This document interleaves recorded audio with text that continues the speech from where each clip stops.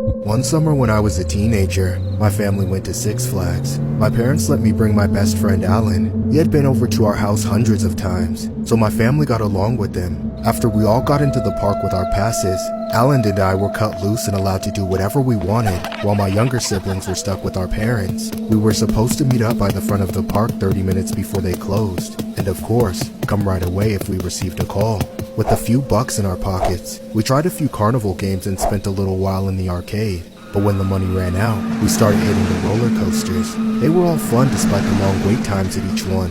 It wasn't so bad though, as the lines were fairly short.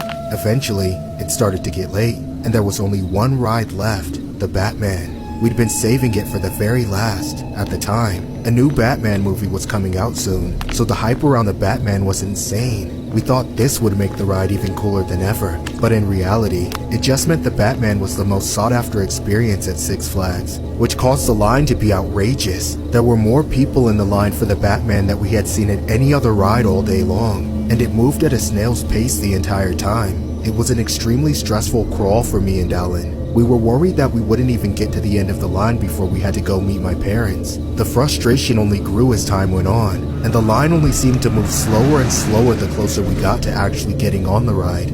Finally, after nearly 3 grueling hours, it was our turn. Even after all these years, I remember every twist and turn of that ride. It was honestly one of the most fun roller coasters I was ever on. Not many were able to make me feel so close to the edge like the Batman. It buzzed so close to the ground that I really thought my feet were going to scrape it. I was worried my ankles would get broken the whole time. As exhilarating as it was over in a flash. Before we knew it, this ride that we had been waiting to get on for 3 hours was already done. It was very disappointing. We only had about an hour and a half before we had to meet up with my parents, so the day was pretty much done. We considered getting back in line in the hopes that it would magically be 10 times shorter, and we could squeeze in one more ride. But when we came around to do so, it was obviously hopeless. Even the people in line were unsure if they would get a chance to ride before the park closed. I was ready to call it quits, but Alan thought he had a trick up his sleeve. As we were walking away from the ride, we passed by a fence at the back end of the ride. From there, we could see the platform where people got on. Alan suddenly had the idea to hop the fence, run underneath the ride,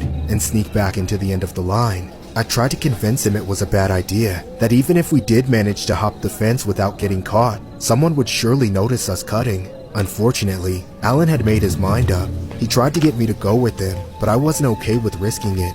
We ended up getting into an argument, and despite my best efforts to get Alan to give up and go home, he started climbing the fence. Alan, stop! What are you doing? What's it look like, chicken shit? I'm getting back on. But if you want to be a wimp, you can stay behind. I'll wave to you as I fly by. That's crazy! Stop it! Come back here! Alan ran off into the ground beneath the ride, looking back to make fun of me as he snuck around the pillars, trying to get back to the platform. Just a few seconds after he jumped the fence, I heard a familiar sound. There was a carriage climbing up the incline, getting ready to swoop down at any moment. I yelled at Alan to watch out, but by then, all our fighting had drawn a small crowd who was watching Alan in the restricted area. Several people were trying to tell him to come back, but he had tuned all of us out. He was on a mission to ride the Batman one more time, and nothing was going to distract him from his goal.